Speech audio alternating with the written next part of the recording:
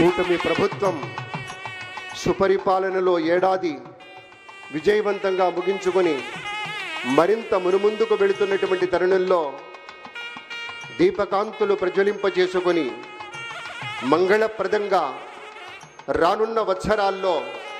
మరింత అభివృద్ధిని సాధించాలనే ప్రగాఢమైన విశ్వాసంతో మన చంద్రబాబు నాయుడు గారు, మన పవన్ కళ్యాణ్ గారు, అలాగే మన బీజేపీ రాష్ట్ర శాఖ అధ్యక్షురాలు గౌరవనీయురాలు పురంధరేశ్వరి గారు అందరూ కలిసి దీపారాధన గావించారు.